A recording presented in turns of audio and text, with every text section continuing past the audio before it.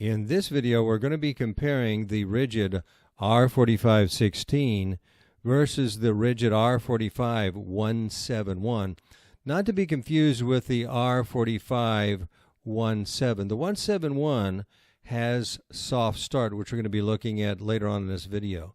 So let's go ahead and get started. First, let's take a look at the accessories. Looking at the miter gauges, the one on the left is the 16. The disc in the front is circular. The disc on the 171 is square. Other than that, they're identical. And looking at the blade guards, they appear to be almost identical. The one on the right is the 171. The one on the left is the 16. And then I did take a close look at the fences, and they are identical on both saws. Now let's compare the rip capacity. On the 4516, you can see on the scale, it comes in at just shy of 24¼ inch. And using my straight edge, you can see that it measures from the fence to the blade at 24 and just shy of ¼ inch. So that's the 4516. Let's look at the 45171.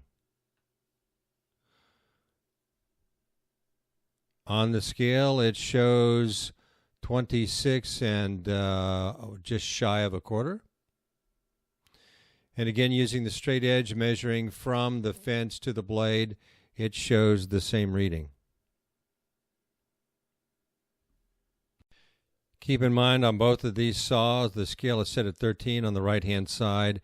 There's still probably another 1/8 inch that you can get out of the rip capacity on both of these saws. So 26¼ to about 24¼ for the rip capacity on these saws. Now let's take a look under the hood. On the 4516, you see it does have the wheels, and the axle acts as a cross member for the frame.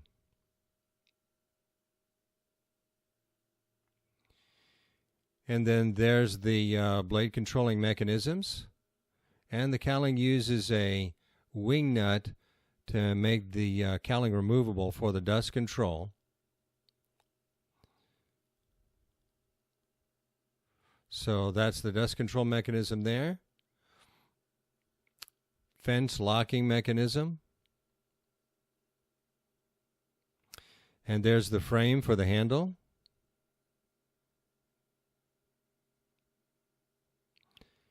And finally, the work table on the 4516.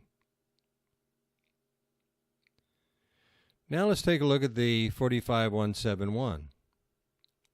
Instead of wheels on the left-hand side, it does have a cross member and a slot so you can store an extra blade.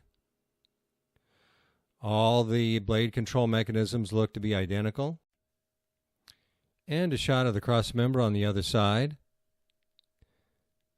The fence control locking mechanism appears to be the same. And the work table appears to be the same on both of these two saws. The only other difference I can see is on the 45171, you do have external storage for an extra blade. As I showed you earlier, the 4516 comes with a set of wheels as well as a handle.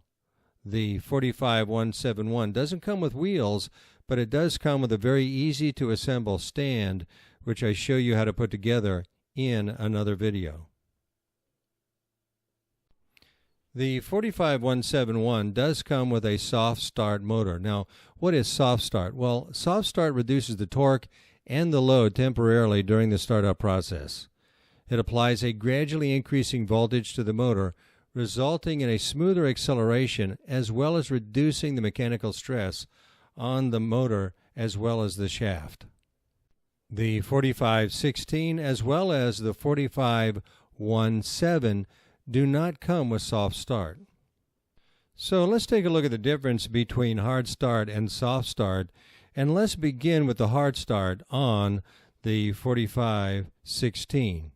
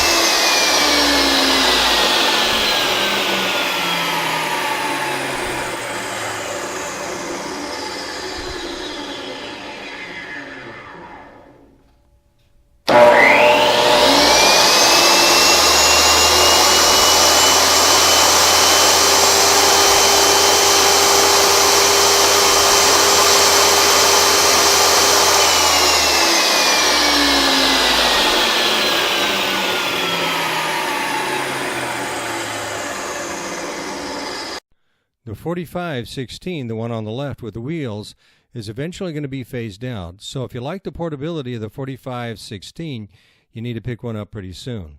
It will eventually be replaced by the 45171. At the time of this recording, the 45171 is not on the market yet. However, the 4517 is. It does come with a stand, but does not come with the soft start. I'm producing 2 other videos on the R45171.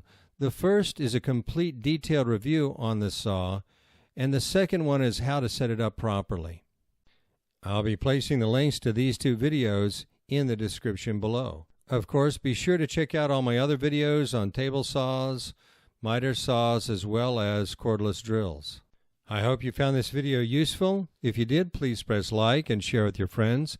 If you're not already a subscriber, I would love to have you as a subscriber. And as always, good luck on your projects.